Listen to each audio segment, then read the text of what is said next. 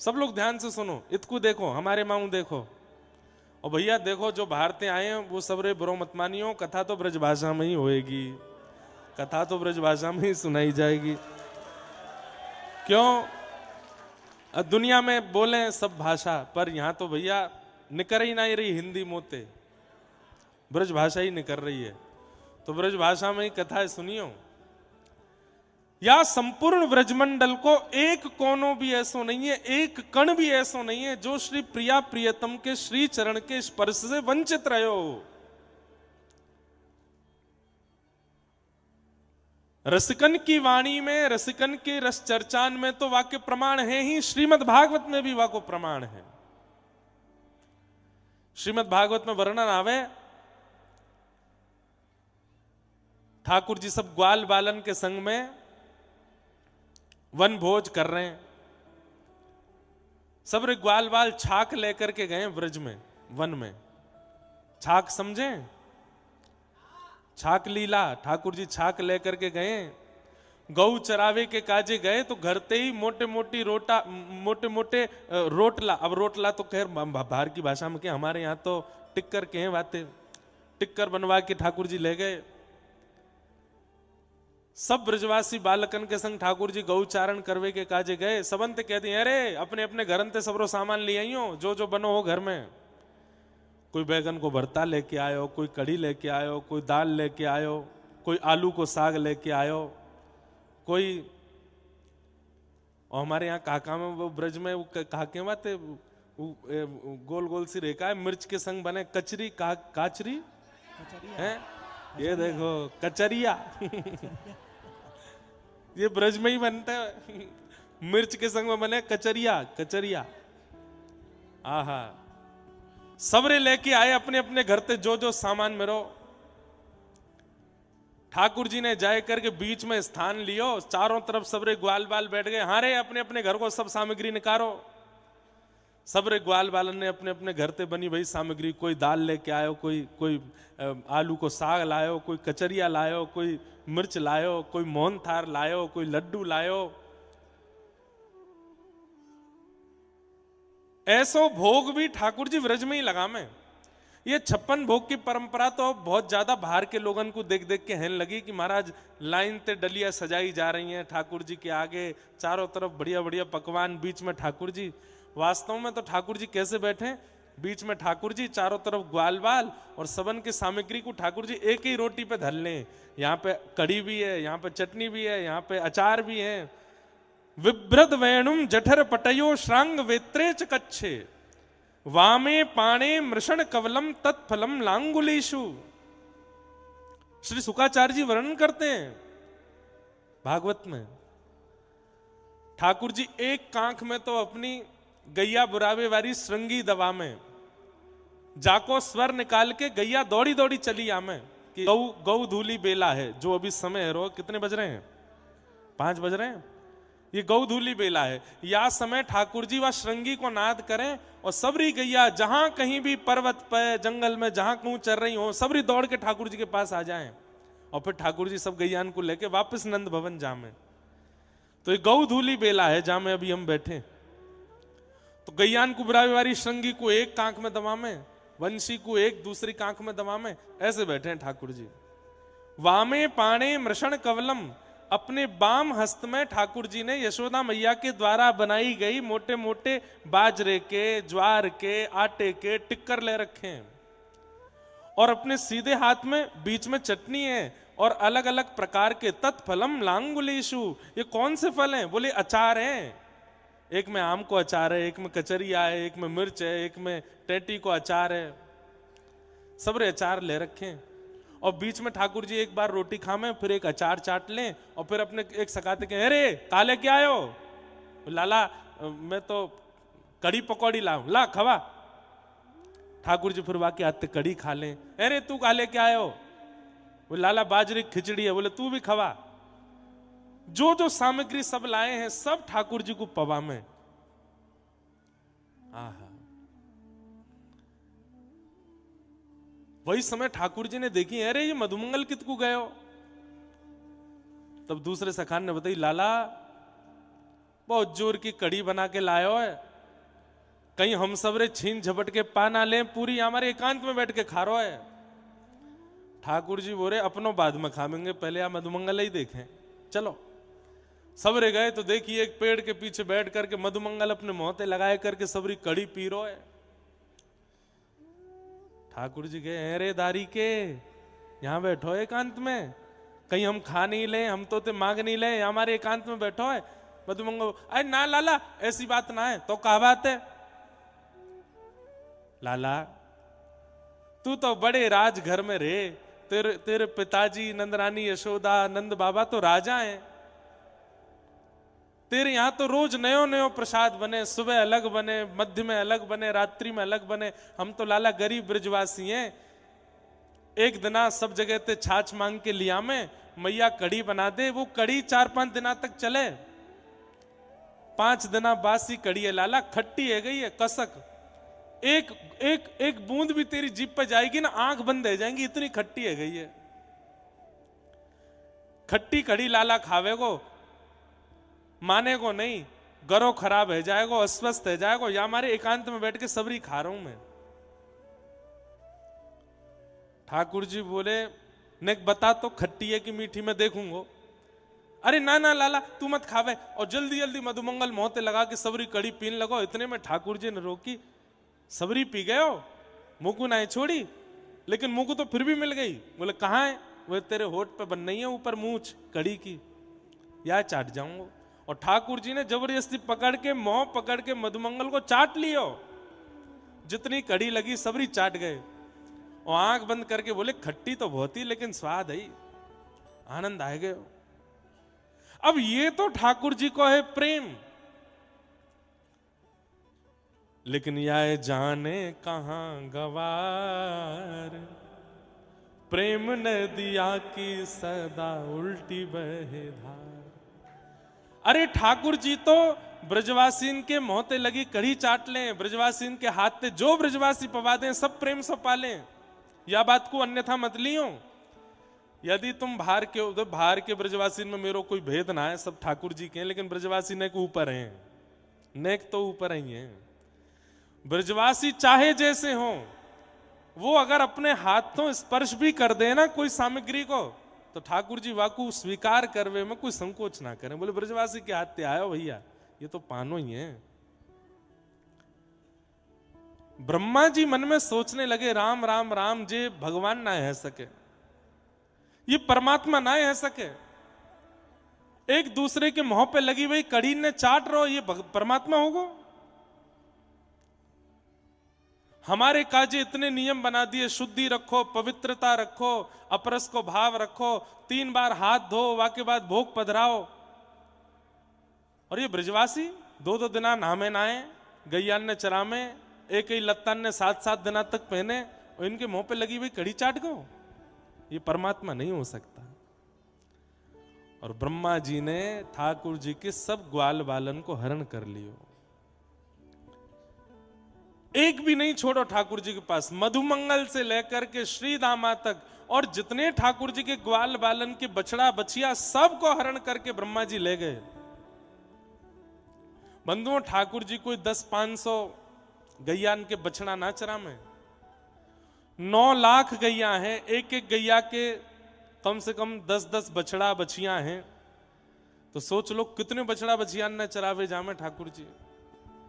करोड़न की तादाद में बछड़ा बछियां हैं, और वो तो ठाकुर जी की हैं। फिर मधुमंगल की अलग, श्रीदामा की अलग, तन सुखा की अलग, मन सुखा की अलग, धन सुखा की अलग, सुबल की अलग।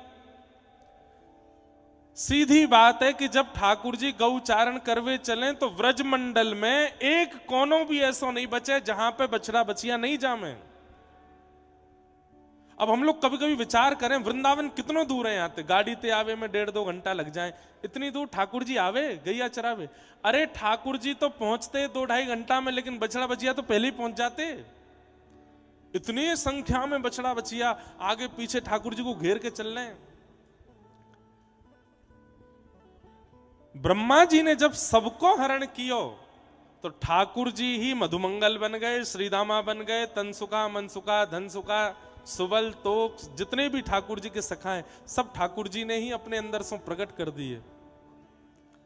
और अंदर से प्रकट करने के बाद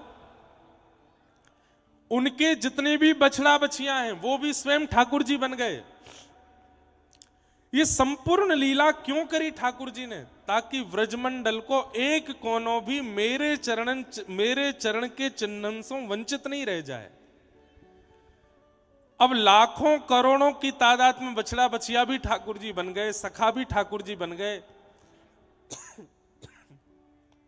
और जैसे ही ठाकुर जी निकले गौचारण करवे तो संपूर्ण व्रजमंडल ठाकुर जी के चरणन सो शोभायमान है गयो।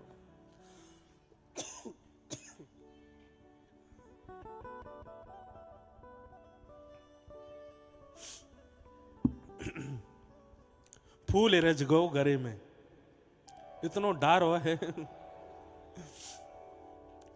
फूल भैया या तो चरणन में चढ़ाए जाएं या ऊपर डारे जाएं।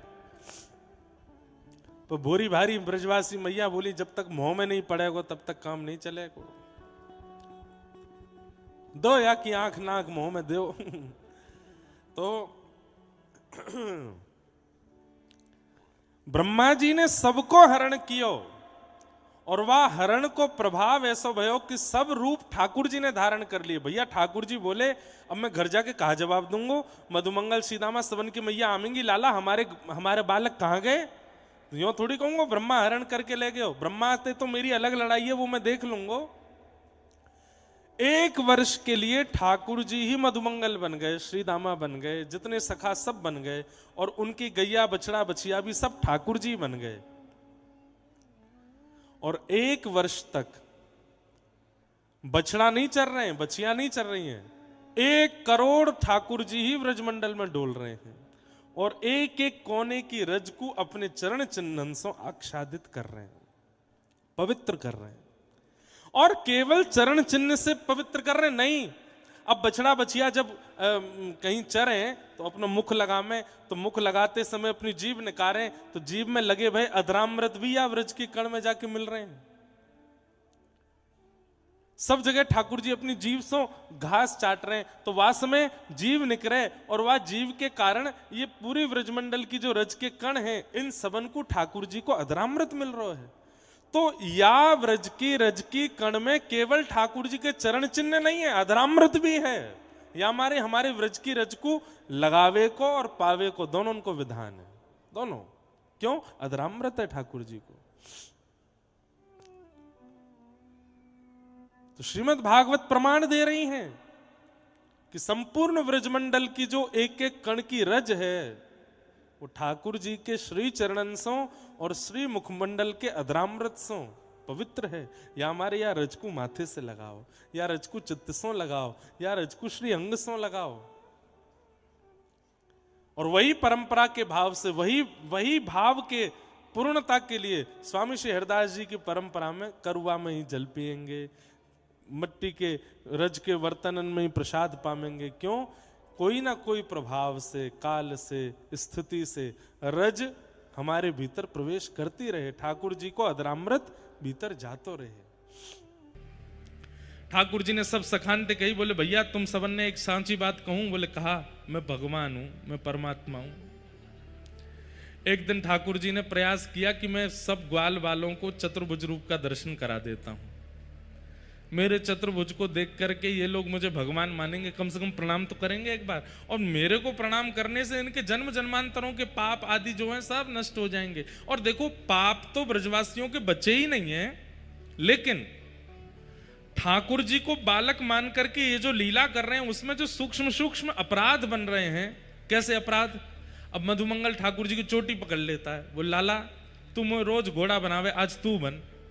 और ठाकुर जी घोड़ा बन जाए, मधुमंगल ऊपर चढ़ जाए। अब ये सूक्ष्म अपराध है ना, ठाकुर जी को आप घोड़ा बना के घूम रहे हो, लेकिन ये तो ब्रजवासी हैं, ये लाला को परमात्मा थोड़ी माने। तो ठाकुर जी ने मन में विचार किया, ये छोटे छोटे इनसे जो अपराध बनते हैं उनकी निवृत्ति के लिए अगर ये मुझे प्रणाम कर लेंगे मन से तो इनके सारे अपराध दूर हो जाएंगे।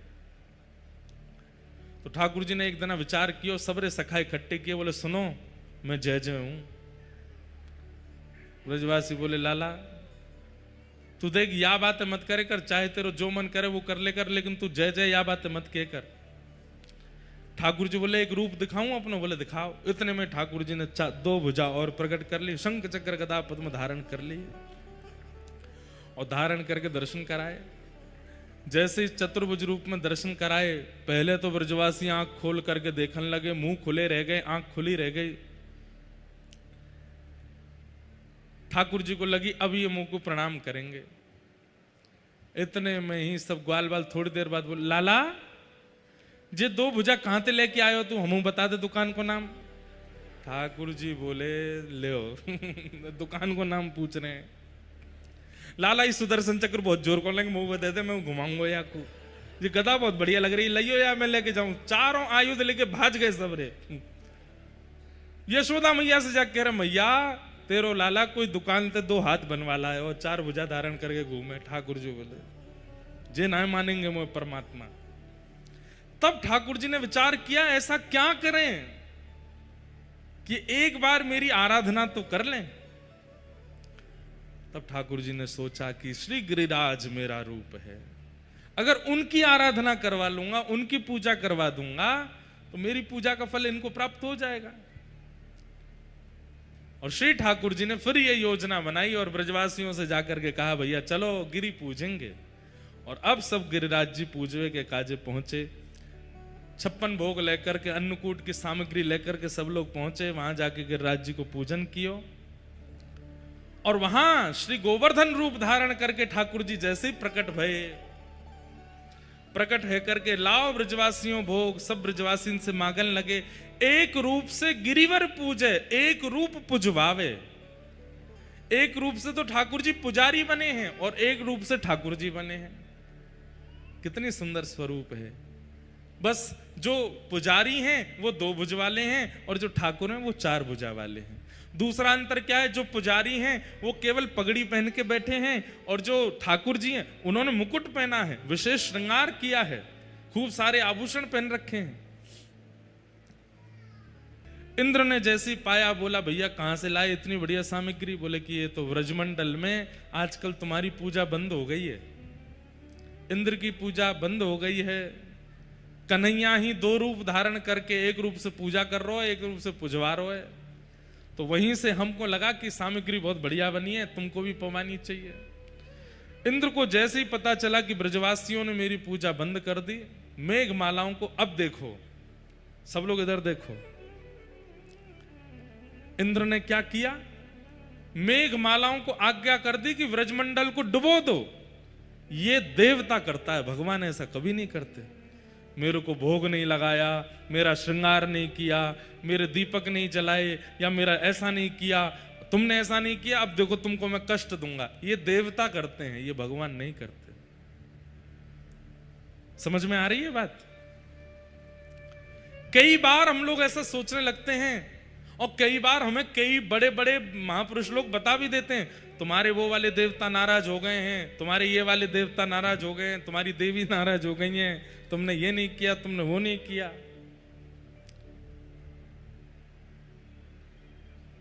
भगवान सबके हैं, ये बात आप मानते हैं? आपके हैं, तोता के हैं, कबूतर के हैं, मोर के हैं, गैया के हैं, मछली के हैं, हाथी के हैं, घोड़ा के हैं, सबके हैं ना ठाकुर जी। गधा के भी हैं, सबके ठाकुर जी हैं। 8 अरब तो केवल मानव हैं पृथ्वी पर, और उससे भी ज्यादा होंगे। और ये केवल 1/3 हिस्से में है पृथ्वी के। आधी से ज्यादा पृथ्वी तो पानी से ढकी है, उसमें जितनी मछलियां हैं उनके भी ठाकुर जी हैं। आकाश में उड़ने वाले पशु पक्षियों के भी ठाकुर जी हैं, जंगल में रहने वाले हिंसक जीवों के भी ठाकुर जी हैं। और इतने बड़े पृथ्वी के हिस्से को ठाकुर जी पता क्या कहते हैं, मेरे शरीर में जितने रोए हैं प्रत्येक रोए में करोड़ ब्रह्मांड हैं, एक ब्रह्मांड में एक पृथ्वी होती है। ध्यान से सुनिएगा, पूरे ब्रह्मांड, ब्रह्मांड यानी कि यूनिवर्स, यूनिवर्स में एक पृथ्वी है। ऐसे करोड़ ब्रह्मांड भगवान के एक रोए में हैं। तो सिर के एक बाल से लेके पैर तक कितने ब्रह्मांड हैं और कितनी पृथ्वी हैं हमें पता ही नहीं है। और प्रत्येक पृथ्वी के प्रत्येक व्यक्ति की भगवान फिक्र करते हैं। इतने विशाल इस ब्रह्मांड में, इतने विशाल इस यूनिवर्स में, करोड़ों यूनिवर्स में मेरे दीपक ना जलाने से भगवान को कोई फर्क पड़ेगा?